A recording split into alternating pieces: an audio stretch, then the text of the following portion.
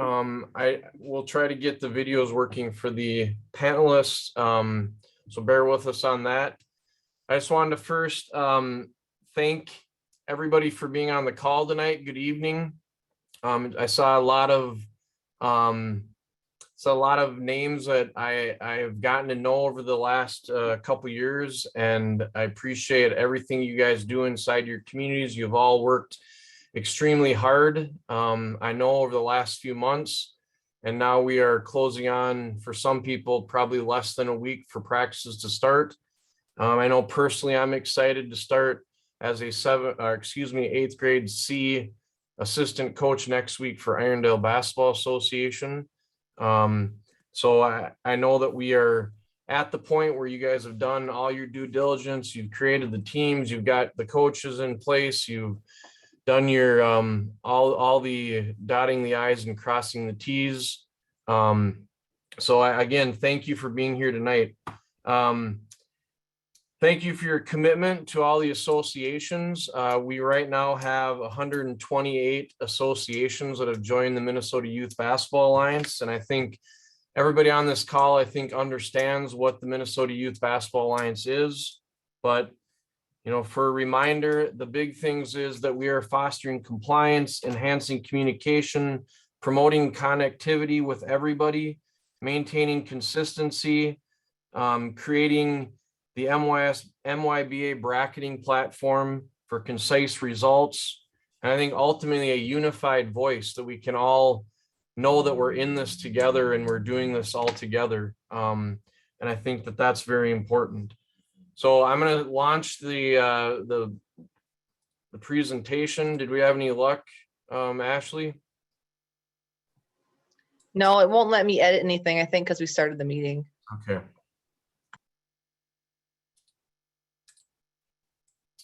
All right.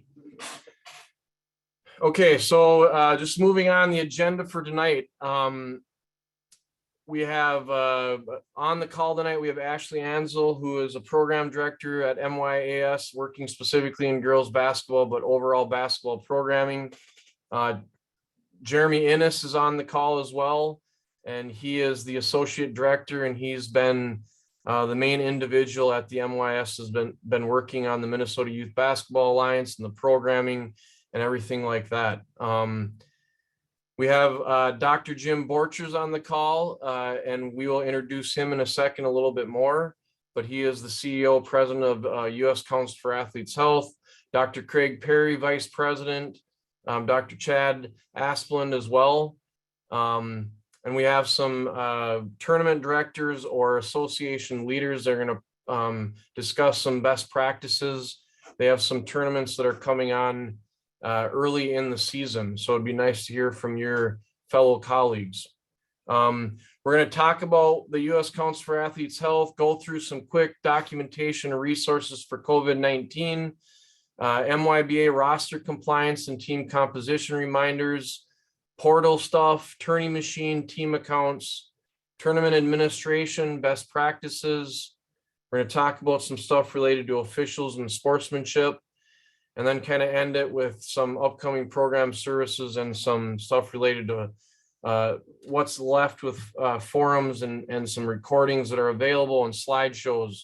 So we're going to move on. So I'm sorry you cannot see him, but I would like to introduce Dr. Craig Perry. He is with the U.S. Council for Athletes Health, and we are proud to be strategic partners with them, the Minnesota Youth Athletic Services and U.S. Council for Athletes Health, which also means that they are partners with all of you in the Minnesota Youth Basketball Alliance. So Craig, go ahead. Thank you. Well, thanks, Dawson. Thanks for having us back with this group. I really enjoy being able to work with this group. And our council, the U.S. Council for Athletes Health, spent a lot of time last year with the MYAS and the Minnesota Youth Basketball Alliance through COVID to get us participating again. And what we were able to do and help you with protocols and policies and procedures was because we have such a really, really great team at the council. And we're real lucky to have two people with us tonight. For those of you who have been on these calls in the past, Dr. Jim Borchers, the founder, co-founder, president, and CEO of the U.S. Council for Athletes Health, has presented a number of times to this group.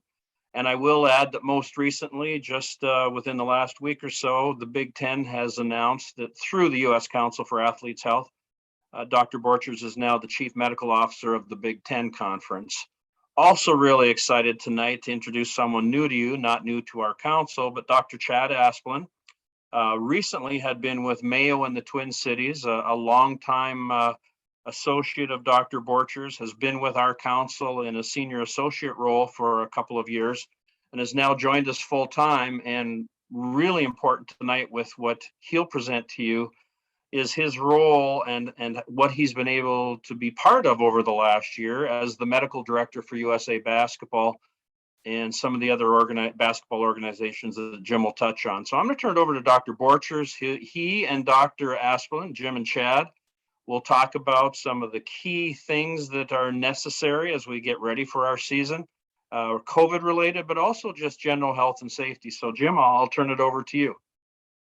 Well, thanks very much, and good evening. And it's great to be back with everyone here as you get ready for the basketball season. It's hard to believe it's mid-October and we're already getting going with basketball again. But to Dawson and his team at the MYAS and to all of you at the MYBA, thank you for having us and allowing us to be part of this conference here tonight, but also allowing us to help you make athlete health and safety a priority, which is really our mission at the U.S. Council for Athletes Health. Again, I'm Dr. Jim Borchers, but I'm really glad tonight to be joined by Dr. Chad Asplund. And Dr. Asplund, as Dr. Perry said, is a medical director for USA Basketball. But Dr. Asplund also played a key role in developing COVID programming for the NCAA last year for sports, has been instrumental with the NAIA, and also was part of the medical team that worked inside the NBA bubble last season in order to complete a season for the National Basketball Association. So Dr. Asplund is an expert in this sport and is going to be a great asset for us here as we just speak with you a little bit this evening about health, safety, and welfare with the upcoming basketball season. We'll start with COVID-19 because it's still here. And as many of you are aware, fortunately, we've been able to have a better summer and fall season than we had last year, mostly because of the vaccination strategies that many athletes and communities have put into place, offering us a significant deterrent to some of the health and safety issues we were seeing with COVID-19. But there still are a number of issues with COVID-19 that we have to be prepared for with this season. And by being prepared, we can really ensure a safe, healthy environment for our athletes. So Dr. Asplund, Chad here this evening. Chad, I thought we'd just begin here tonight. Certainly a number of things that in the sport of basketball that we've been recommending, but maybe you could touch on masking, distancing, and other strategies that you've put into place as a director for USA Basketball, but that you've helped to advise other organizations on. Thanks, Jim, and thanks to Dawson and the rest of the group for having us here tonight. I think the main, guidelines that we'll talk about for COVID-19, are not remarkably different this year than they were last year. A lot of it is the same stuff. We have learned that the Delta variant is a little bit more transmissible than, previous variants. But it's really the same stuff. When we talk about moving into 2021 as opposed to last year, the vaccinations have certainly made things a little bit different, and it's been easier in some ways, but then there's still a component of youth that are not able to be vaccinated, and then some that choose not to be vaccinated. So there's still some of the old stuff that we rely on. I think really the key when you think about basketball as an indoor sport with close contact, the risk is a little bit higher for transmission. However, what we've learned over the last year and a half is that still there's very little transmission that happens during the actual play of basketball. The real keys are during the downtimes, if you will, on the bench, in the locker room, team meetings, travel, meals, things like that. And that's where still it's very important to maintain social distancing if we can. I know on the Minnesota youth basketball MYAS site, they talk about 3 feet social distancing. I think 3 to 6 feet is appropriate. I think masking when possible. I don't know that I would recommend masking when playing, just because we haven't seen the transmission during play, but certainly during travel, during team meetings for those sitting on the bench, keeping distance during meals. Occasional testing, certainly in some of the situations that I've been involved with high stakes, whether it's Olympics or the NBA, the testing has been a component. Certainly the resources and the testing cadence is not always available for youth sports, but really I think people get lured into the false sense that testing makes sports safer. And I think really the thing that makes this safe for everybody is the distancing, the masking, the hand hygiene, keeping up with the discipline on the smart stuff.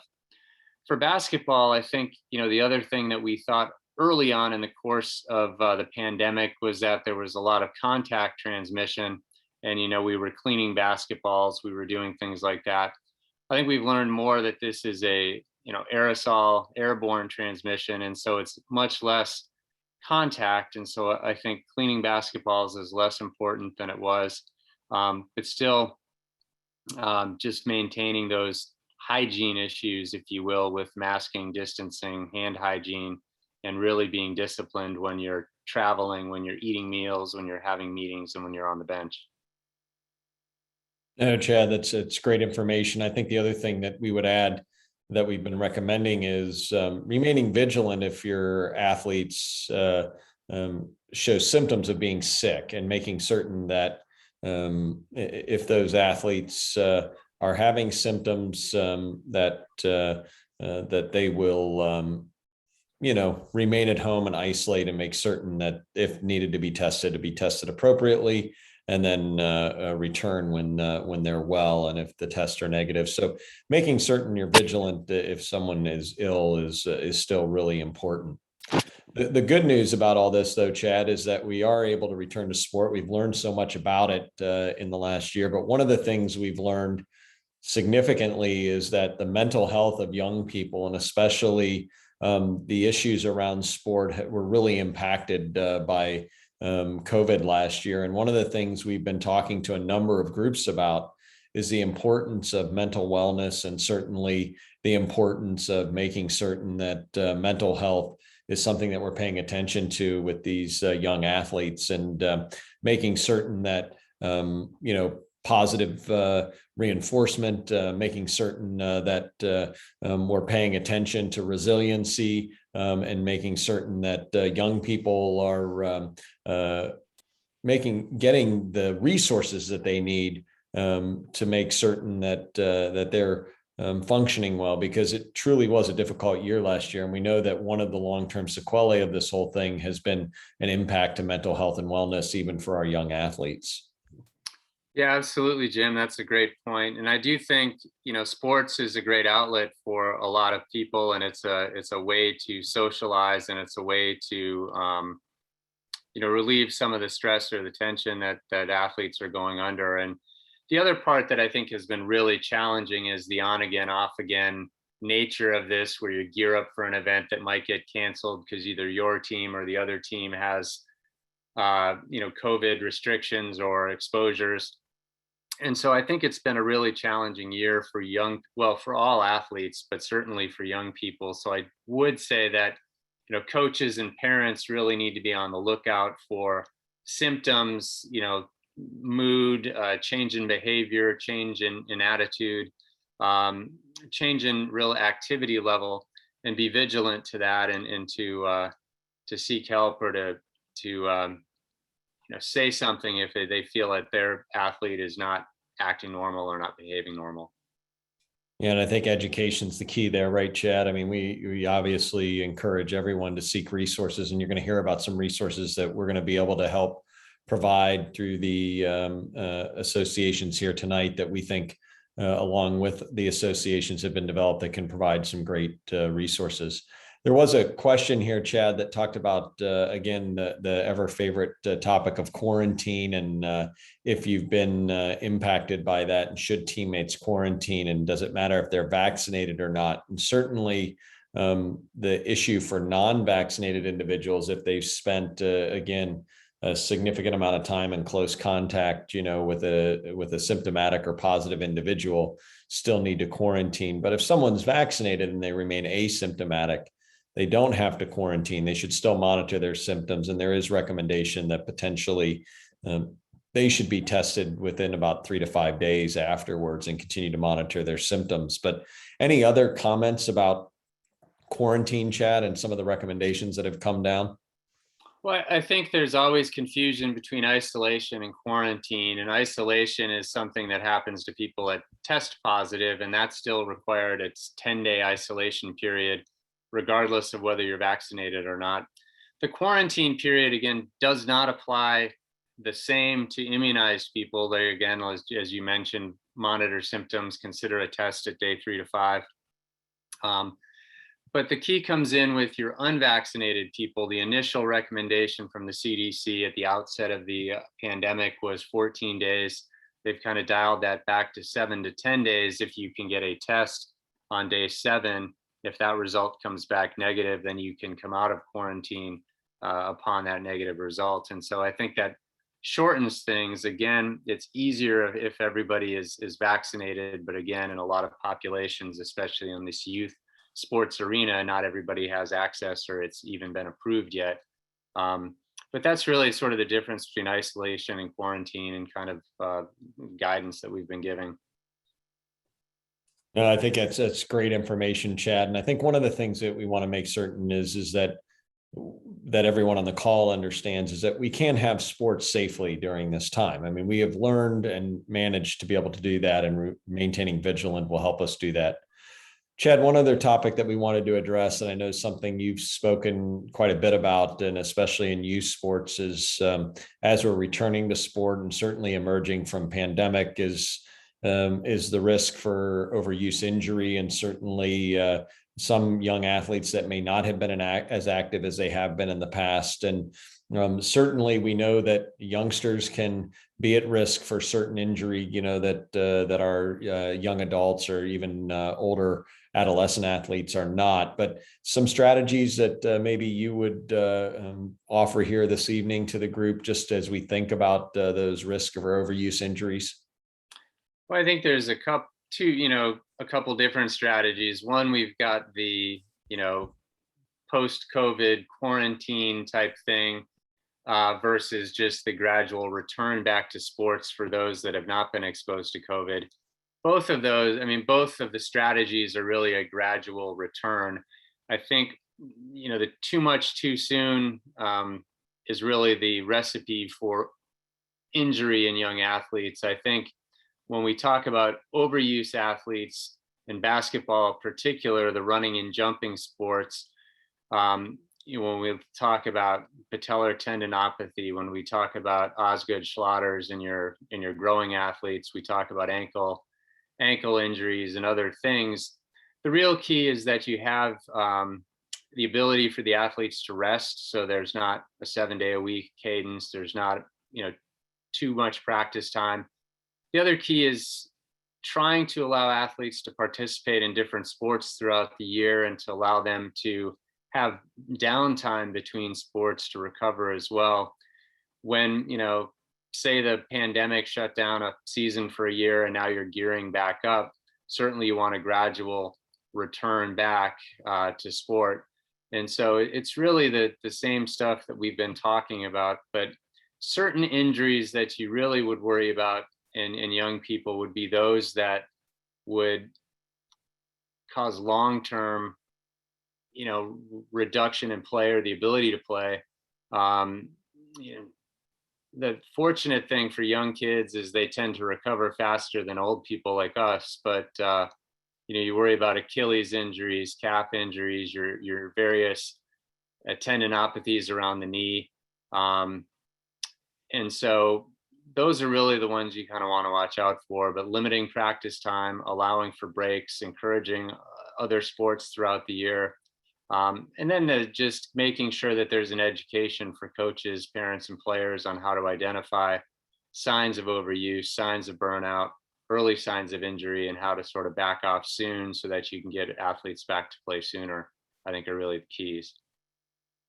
That's great information, Chad. And I know that here at USCAH and in partnership with Dawson and his group at the MYAS and with the MYBA, we're really committed to healthy athletes, happy athletes, competing athletes, and really appreciate the opportunity to speak here this evening. Certainly know that we're available. We really value our partnership with these organizations because we know this is where the good habits start. This is where good information starts and helps athletes have wonderful careers. So Dawson, thank you. I know that Craig's going to share some information here from USCAH where individuals can get some more information if they'd like, but really want to thank you again and thank your organizations for making this commitment and allowing us to be part of making health and safety a priority for your organizations, and wishing you the best of luck to the start of basketball season.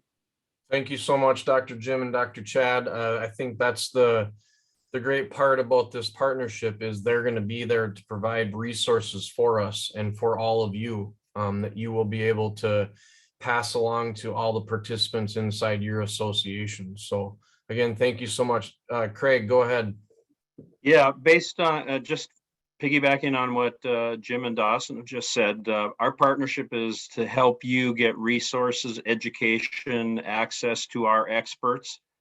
Spent some time with Dawson, so we have put together an education platform for the MYBA associations that are under that MYAS umbrella, and Dawson does have that document. We have, as an example, picked some topics working with Dawson and Drs. Jim and Chad in adult health, athlete health and wellness, athlete recovery, injury, illness, and management. We have some courses available in diversity, equity, and inclusion. You heard both Jim and Chad talk about mental health and making it a priority. So that's part of the package that we put together, and even emergency preparedness. So Dawson will make that document available to you. It's got a special sign-in code through the MYS, but it's available to all MYBA programs who are members under the MYS umbrella, to your parents, to your coaches, your board members. And we really hope that the parents and the youth athletes will sit down with some of these education modules that we have put together for you and really look at how we can help create a healthier and safer environment. And just this week, I didn't even have a chance to talk to Dawson about this, but Dawson has asked if there's some way we can create an opportunity for parents and coaches to send some general health and wellness questions to us. And we believe that we will be building that right into our athletic health space platform where all of our education is available. And then our experts at the U.S. Council for Athletes Health will be able to answer those pertinent health and safety questions and wellness questions that come from your associations, from your parents, from your athletes, from your coaches. So we're really excited to continue to build on this relationship. Appreciate the opportunity tonight. And Dawson will get that document out to all of the, what'd you say, Dawson, 125 members now in the MYBA. So that's awesome. This a one-year-old organization to have this kind of membership already is just something we're proud to be a part of. So Dawson will get that out to you. And thanks again for letting us be part of what you're doing tonight. Yes, thanks to all three of you. Appreciate it. Okay, we're going to move on now. I'm going to bring Ashley on. She can discuss this as well, but I just wanted to point out as far as other resources for all of you. This was sent out about a week and a half ago, and this is another great reason why we have this strong strategic partnership with the U.S. Council for Athletes Health. They went through recommendations that we had gathered with our partner, the State High School League, along with working with the Department of Health, and we created some MYBA recommendations that are available to you in the COVID Care Toolbox. I believe Ashley will be able to put that in the chat area as far as where that's located. But I'm going to bring Jeremy on too. Jeremy, do you want to just touch on a couple of specific things related to your discussion with the Minnesota Department of Health? Yes, as you can see on the slide, the big thing they wanted us to share with the group is to make sure you establish procedures and protocols about how you will handle positive cases and their close contacts. Make sure you get a policy in place. I'm assuming that most of you have something that you put together last year. I know the U.S. Council for Athletes Health will definitely help out with that. If you're looking for some assistance, or just look around and see what other associations have as well, and to get a plan with that. Okay, thank you. And I think the one big thing to note, and I think all of you are aware of this because I think you've probably seen even the neighboring communities around you and the neighboring districts, they may have a little bit different protocols or procedures, requirements inside their facility than what you may have. And so this is a strong note that you need to be aware of, that facility requirements take priority over any recommendations. So this is something that the travel directors, the leaders within the associations need to pass along to the coaches, to the team managers, to the parents, that each and every week you go to a tournament, it may be different on what is required inside that facility. You know, last year we had the ability to streamline all this through our return to play manual that Craig Perry worked on and the task force.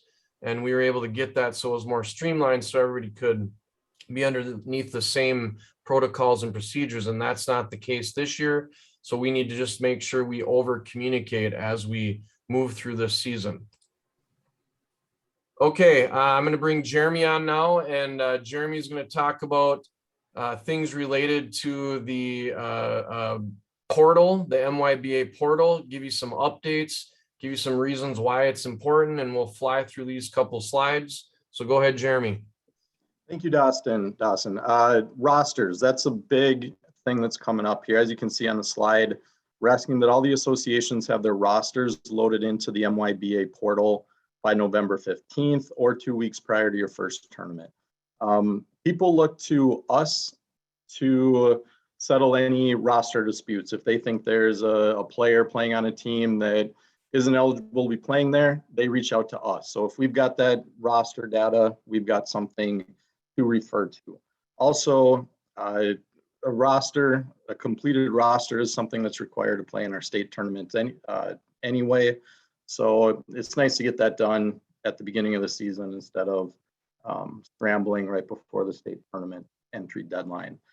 Team composition reminders, just please make sure that the players that are playing on your teams are eligible to do so.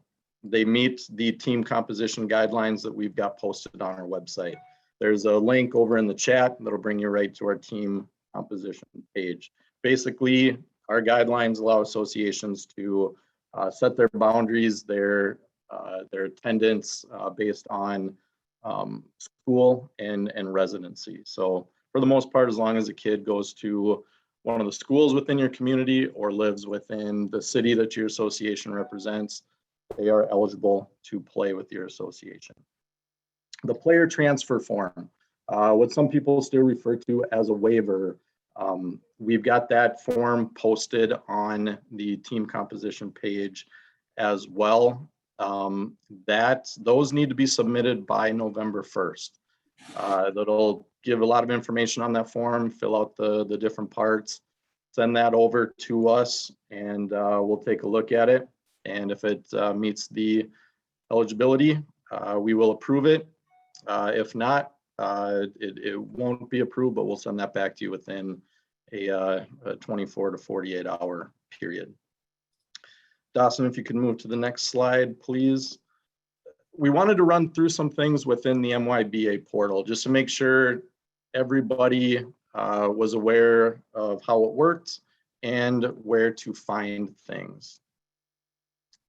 I'm going to share my screen.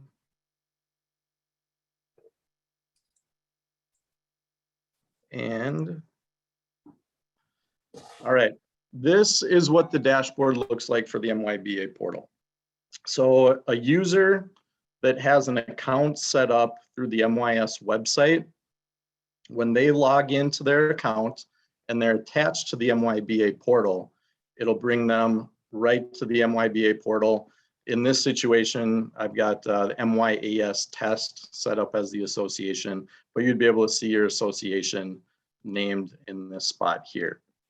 As far as getting access to the MYBA portal, the users that are already attached as admins, they can grant access to other users. They can also remove access to users if they are no longer involved with the program. So to do that, we want to click on the Manage Admins button here. Now on this page, you can see who's got access under the shared owners part. And say one of the users is no longer with the program, we can click on that minus sign to remove them. We can enter in an email address here over in the share registration ownership box. And if that person has a user account in our system, you will be able to attach them. If they don't have a user account, I'll just go test. And hit the search button, you'll get a message here that an account for that person does not exist. So what they can do is go to MYAS.org, click on the login button, create an account, let you know once they've completed that, and then you can get them attached.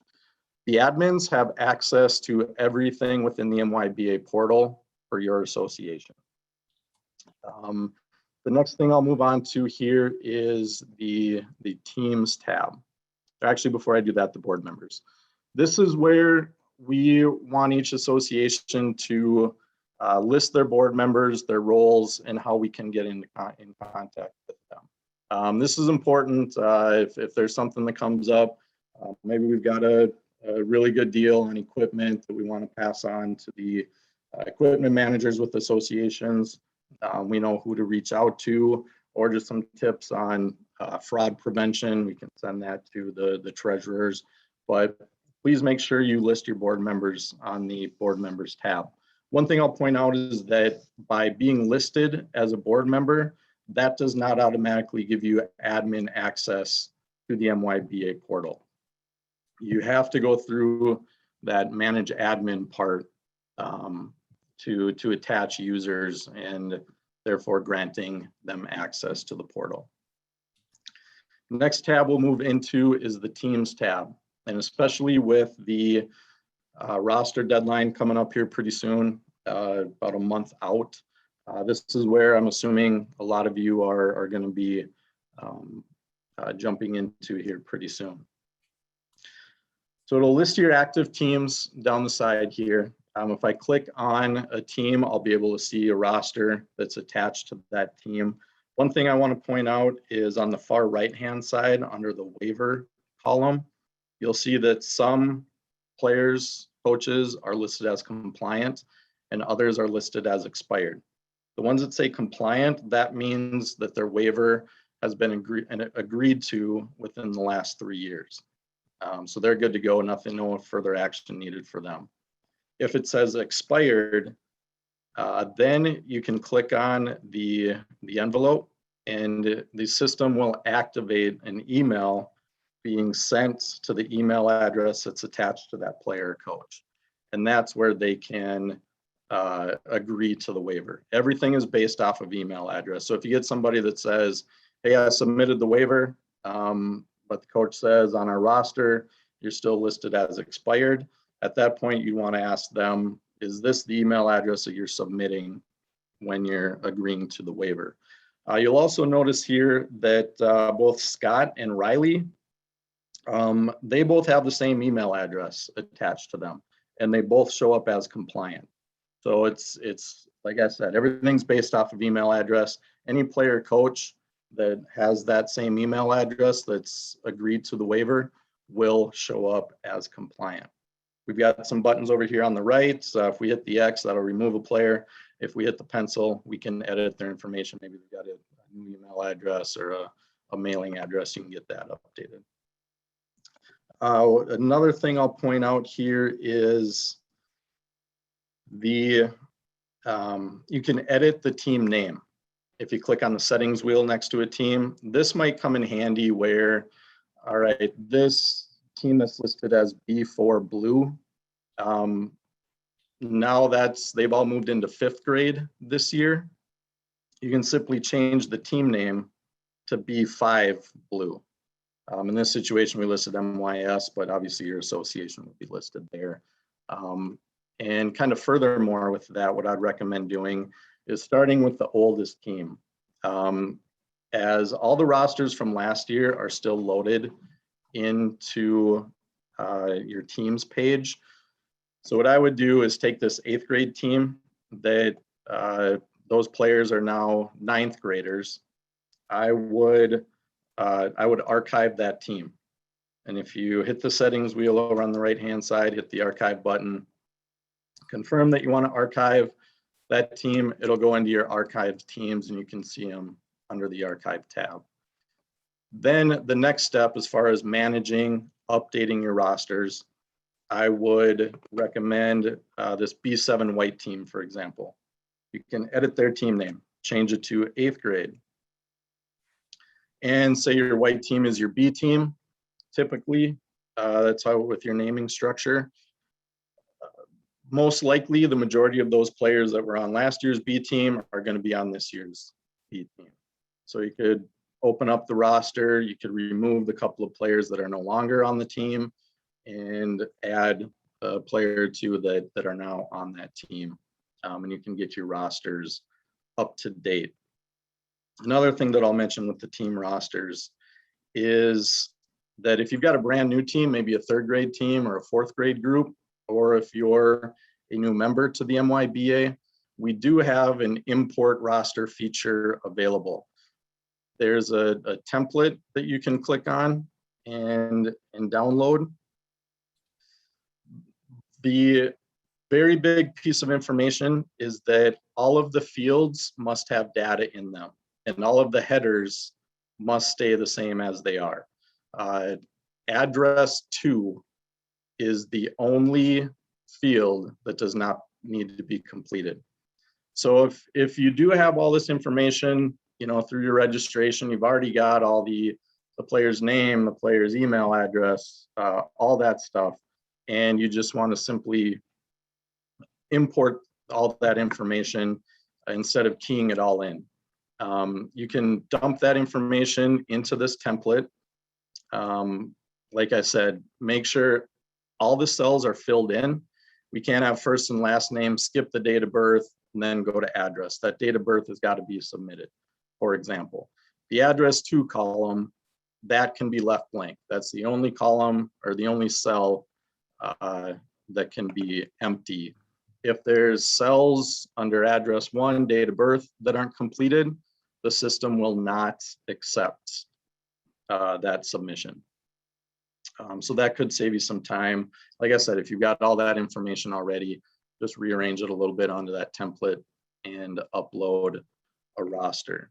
Another nice feature under on one of the buttons over here on the right is to, actually, I'm sorry, it's the settings wheel. You can share ownership of a team.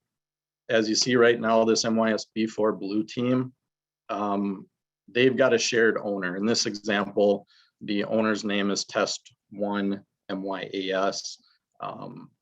But that way, that user would be able to log into their account and manage the roster as well. So some associations might, there's maybe one person in charge of updating all the rosters. If that's the case, that's great. Some associations might choose to have each individual coach go in there or a team manager to go in there and submit/update all of the rosters.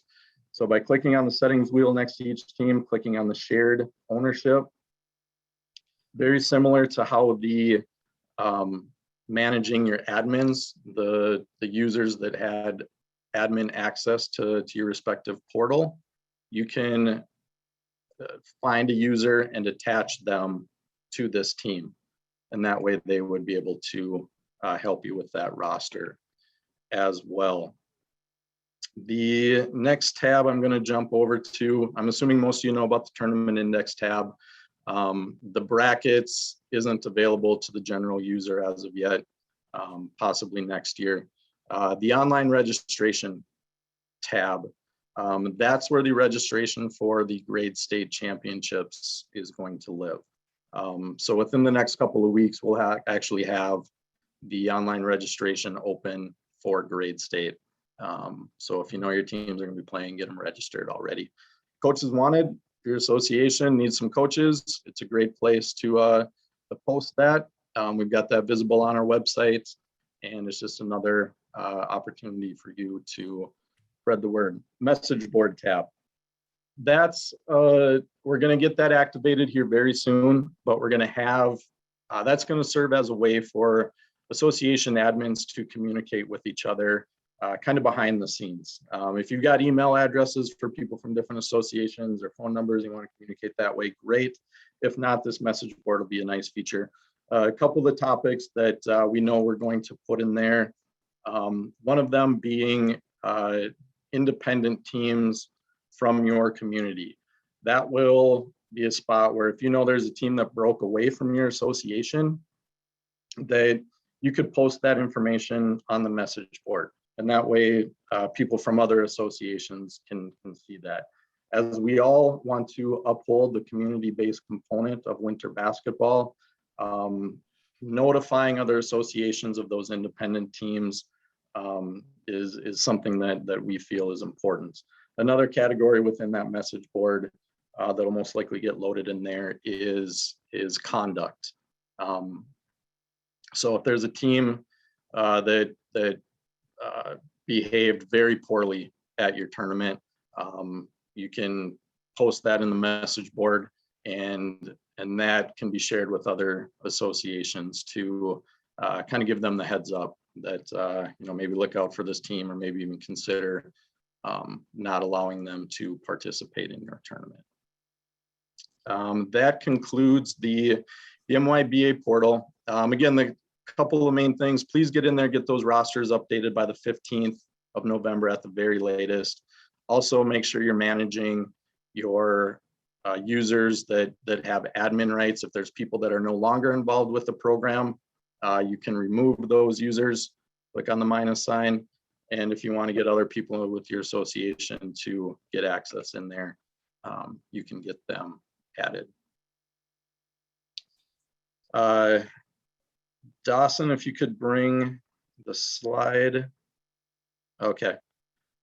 If you can move on, that's our portal updates. If you can move to the next slide, please. Tourney Machine. We've had a really good start to the season with Tourney Machine, and we're excited about the number of associations that have decided to use the platform. Again, with the things that we're offering people, we're trying to find solutions. That's why we partnered with groups like the U.S. Council for Athletes' Health, with groups like Tourney Machine. We're looking to find solutions that we find that'll be helpful for the different associations. Tourney Machine is one of those platforms. We got the reduced rate of $2 per team.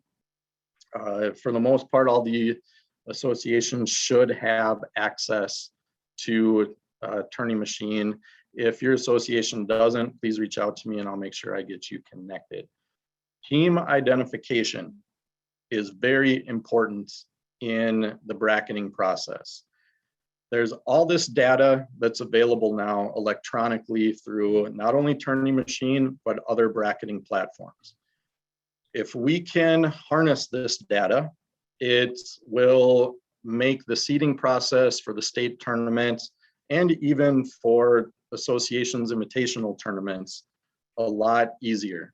For the state tournament, we'll know where teams should be seated, and also for the association tournaments, they can take a look at that and figure out, this team's doing well, and that's going to be based on our rankings platform.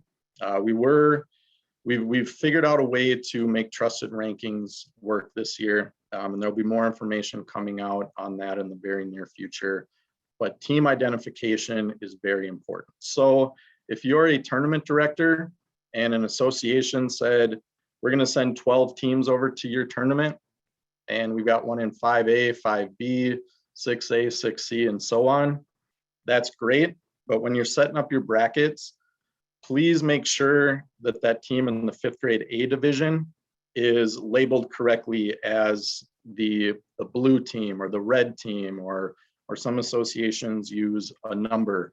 So if an association sent you those 13 teams and listed the divisions that they're going to be in, please reach back out to them and have them specify, all right, which team is it that should be in the 5A division? Which team is it that should be in the 5B division, and so on. When you go into Tourney Machine, you've created your divisions, you're adding teams to those divisions. You're going to want to use the team accounts that are already preloaded into the Tourney Teams field.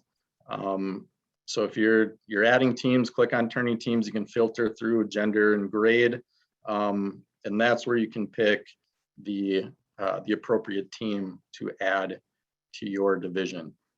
If you're an association that's not using Tourney Machine, please do your best to get those teams named correctly. As we see so many times throughout the winter season, that there are teams that might play in A tournament one weekend and a B tournament the next weekend. That same association might have a team that only plays B tournaments. So when we're looking at that data for ranking for the state tournament, or for seeding for the state tournament, we want to know for which team that was playing in that B tournament that weekend from the specific association. The team identification will help us out with that. Those groups that are using Tourney Machine, a lot of great features in there, very user-friendly. But if you're looking for some additional help to get those brackets completed, don't hesitate to reach out to us and we can help you with that. I did put the link to Jeremy for the bracketing platform tutorial that was done on September 16th. So if anyone wants to review that as well, they could, but don't hesitate to reach out to Jeremy. Thank you for adding that. All right, as I mentioned before, we do plan on launching Trusted Rankings here in the near future. I would assume that we'll have that up maybe mid-November-ish, by the end of November for sure. But we'll get that up there and get data into it. So what we're going to do, all the associations that use Tourney Machine and that have used the team accounts already preloaded into that platform through the Tourney Teams button, those tournaments, we are going to export that data and we're going to dump it directly into Tourney Machine. So those, or excuse me, into Trusted Rankings. So those coaches won't have to worry about their data at all. It's going to automatically be put into Trusted Rankings, and that data is going to be accurate. We're going to get that completed on Monday. For the tournaments that aren't using Tourney Machine, we are going to ask that those coaches Tuesday through Friday following a tournament log into the Trusted Rankings platform and get their find their opponents and get those scores updated. We will be putting together and sending out instructions on how we can get, coaches, team managers attached to a team within Trusted Rankings so they can submit that information. I would just like to note on that, Jeremy, that the tournaments that are utilizing another bracketing platform and that Tuesday through Friday is allowing team representative or coach to go on and update that. I think the key to that is if you are using a platform that is not Tourney Machine, it is important that you have the team classification properly. If you do, we have some interns that will be working with us this winter, and they're going to be going to your tournament sites. If you do have stuff that is updated properly, it'll be easier for us to assist in making sure that the correct data gets moved over to Trusted Rankings.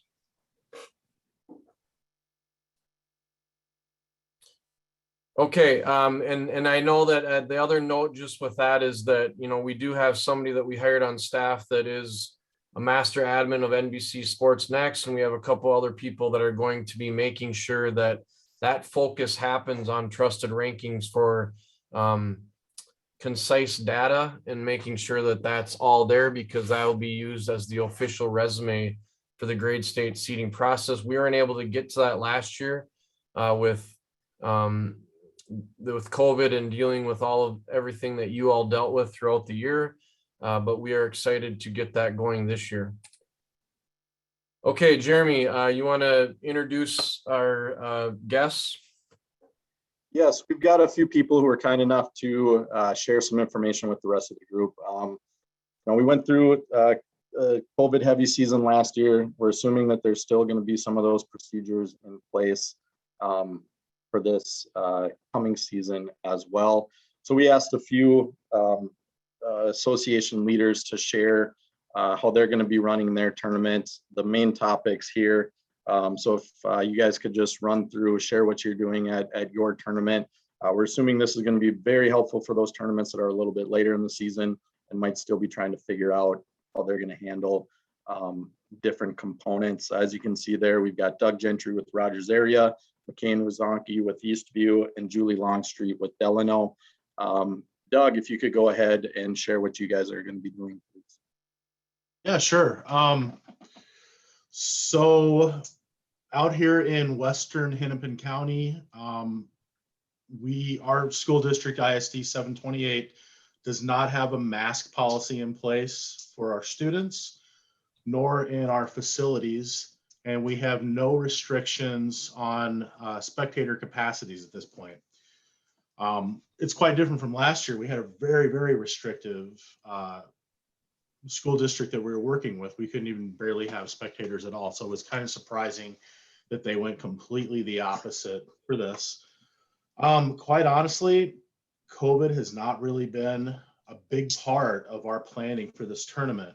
We do have a COVID chair that sits on our board who handles the reporting of COVID cases, things like that.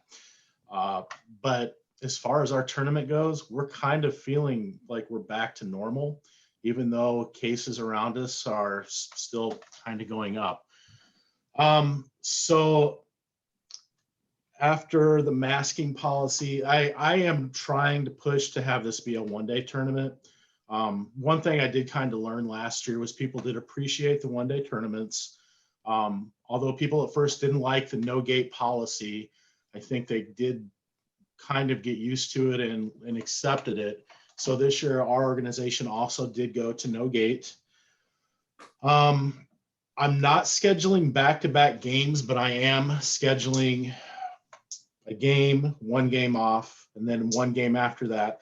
I'm trying to put one game in between. And we do have staging areas that will be set aside for our groups. We have, we're not COVID waiver. We haven't even discussed that. Our district is currently not requiring it. I know anything could change at any time, so we're ready for that if any COVID plans have to change. But right now, like I said, we're pretty normal. One thing that we are doing different that I liked last year, we are no longer going to be posting brackets on our wall. We use Tourney machine.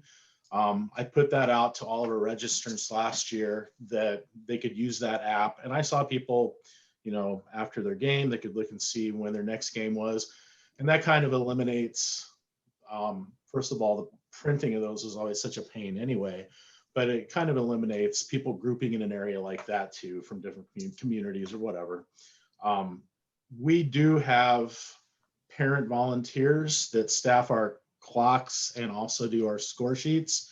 It's counted as part of dibs that we do. Every travel player has 6 hours of dibs. So they get that in our tournament, our boys tournament here, which is November 20th and 21st. And then our girls, which is January 22nd and 23rd.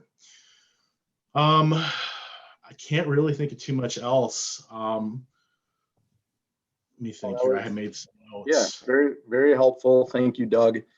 Yeah. Appreciate that. McCain, would you like to share a little bit, please? Sure, absolutely. Thank you, Jeremy. And Eastview is about the opposite of what Doug is saying. We couldn't use our gyms last year in our school district, but this year we are. And our mask policies can be mandated by the school district.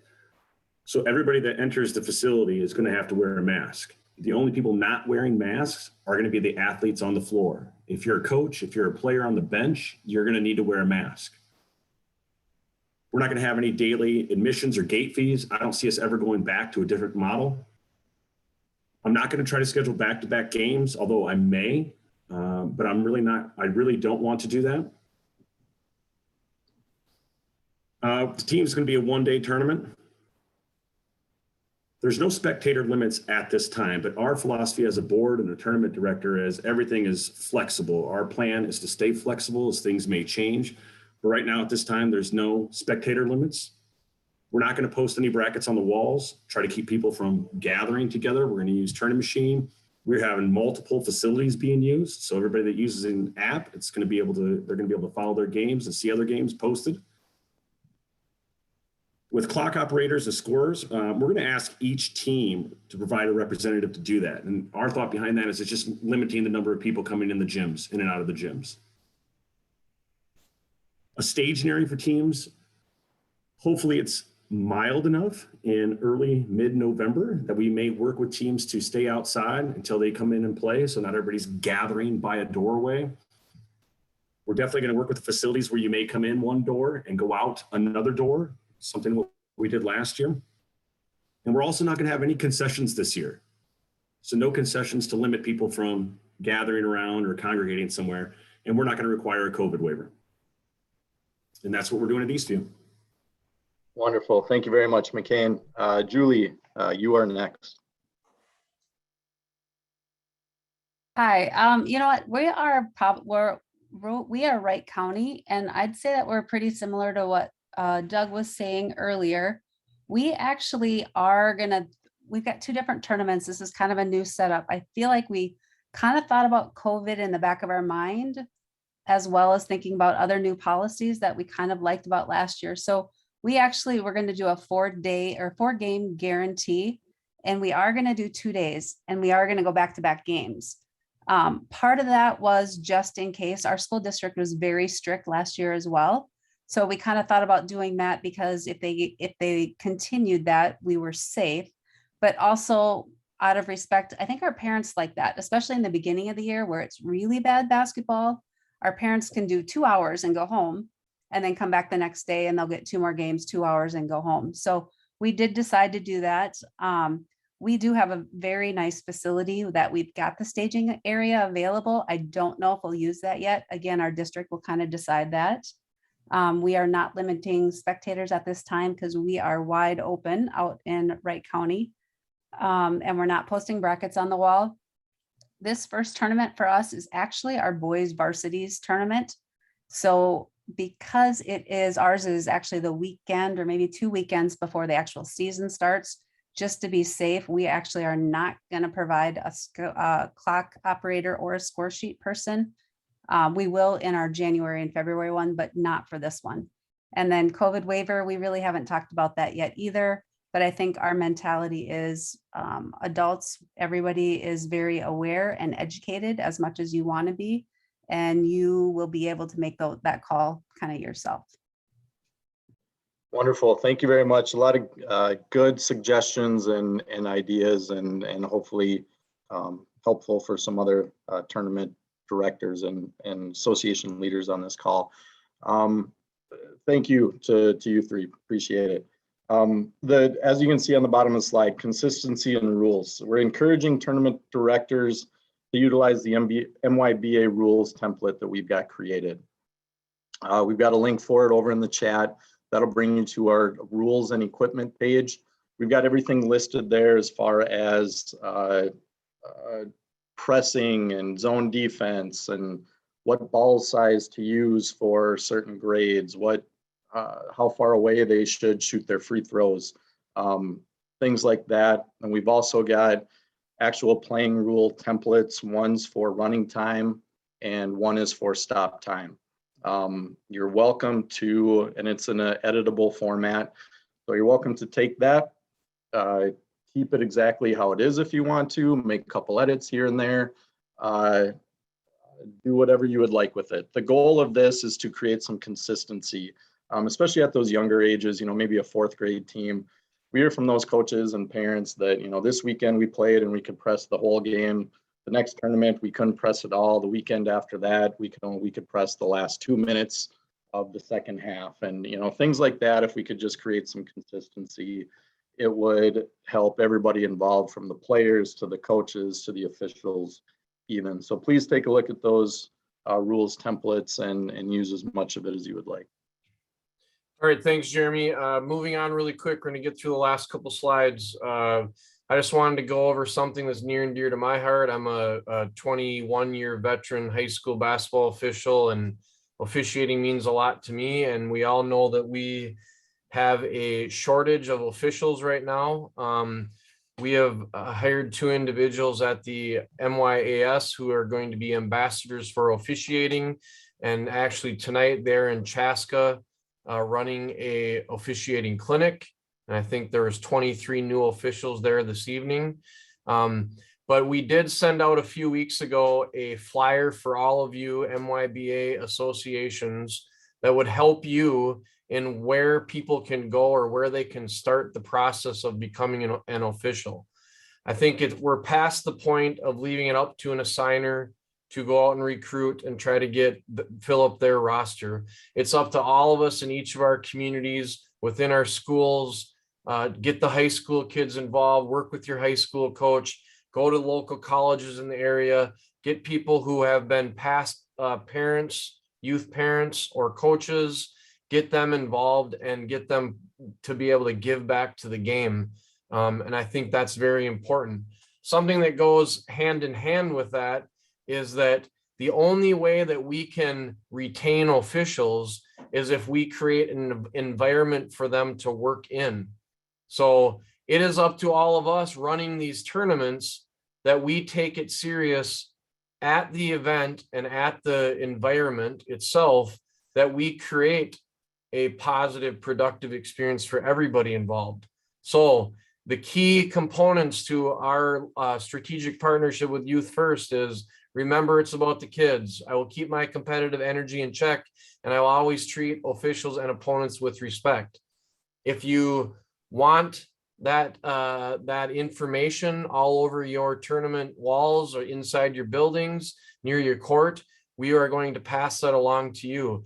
Again, it's up to all of us to create this environment for not only the players to have a great experience and the coaches to be able to coach, but for the officials to be able to officiate and not have to worry about a parent berating them, and then soon after that deciding to leave the game and go find another supplemental income. That's one thing that we all need to band together and figure out a way to work together, meaning a zero tolerance within your tournaments. So if there is unsportsmanlike conduct or bad behavior, it's addressed, and then we can get it into that message board and alert everybody else of this, so we can all work together and make sure that we can, again, when it's all said and done, all we want to worry about is creating a safe, positive, productive experience for everybody involved. So more information will be going out about that. More resources will be available. There's going to be continuing education that's going to be sent out by our staff related to officiating, for the officials, for the parents, for the coaches, administrators, the players. So everybody has that understanding of misunderstood rules, other things related to that. I'm going to turn it over to Ashley now. So Ashley, if you want to just talk about some upcoming programs and services. Yeah, so just real quickly, we'll go through a few things that we have coming up here. All of these are just different solutions we're trying to offer your associations to kind of make your job easier if you're looking for things that will be beneficial to your coaches and your athletes. So the first thing coming up this Saturday, we have our coaches clinic. So from 9 to noon at Fridley High School and 1 to 4 at Holy Angels. So if either of those locations or times work better and you want to send some coaches, we are still taking registrations, $30 a coach, or you can send as many coaches as you want from your association for $300. So that's on the MYBA page. So you'll be able to find that information of where to go register for that. We have our trusted coaches. So if you're still looking to get your coaches trained, screened, and educated, contact Adam at trustedcoaches.org and he can get you set up to get that rolling so that they're ready to go before the season starts. We have our Rising Stars MEA camps and clinics coming up, and other non-school day options if you want to pass those on, keep your kids playing, get a ball in their hands, work on that skill development. And then just, our winter events coming up. Our Jamboree is the weekend of Halloween, so October 30th and 31st. Couple locations there. Registration closes on Monday. Can still get them in, early next week. So if your teams are interested in getting some scrimmages in, I think it's three games, 15-minute rain time halves. So get the kids out and playing and moving. So yeah, hope to see y'all at some of those upcoming programs. Yeah, for the Jamboree too, if some of your U association leaders have teams that are concerned about the schedule on Saturday, reach out to the staff and we can try to accommodate you. I know that will be maybe a big Saturday evening for Halloween activities or festivities that they want to get to. So make sure that you just don't rule it out right away. But they're convenient locations that where it's being played. So again, check out the remaining forums that are available that will be coming up. One is specific to the Youth First Conduct, First Environment, and all the past recordings and slideshows are available. I sent that link earlier in the chat. So again, I guess I'll leave this up for just a minute. Does anybody have anything that they want to put into the Q&A really quickly that would be a general question that we can answer? Okay, if not, I just want to thank you again for your time and dedication to youth basketball. We are here to serve you guys, all of you, ladies and gentlemen. So please don't hesitate to email us. More information will be coming out. Please read the information we're sending you. We're not trying to schlep you something. We are trying to get information into your hands. So please make sure that you get all the association leaders that are part of your board. Make sure that they have access to it. Make sure we have their contact info so we can keep them up to date as well. So there's more people on the board that have an understanding in what's going on. Jeremy, do you have anything that you want to pass along here at the end? The only thing I'll mention is thanks to everybody as well. Appreciate all you guys do, and hope the people in your community appreciate what you do. We realize it's quite an undertaking. Thanks to everybody who helped out and contributed to our presentation tonight as well. All right, we will hold a Board of Advisors meeting coming up for the MYBA MYAS Board of Advisors, kind of a kickoff to the season to make sure that we're tracking things right. And I hope to see you guys, all of you on the court sometime this winter at a tournament. I know we're scheduled for 9 of them. So hopefully we'll see you at one of the tournaments. If you're an 8th grade parent, girls parent, maybe we'll coach against you or play against you. So have a great evening, everybody. And thank you again for your time and dedication to youth basketball.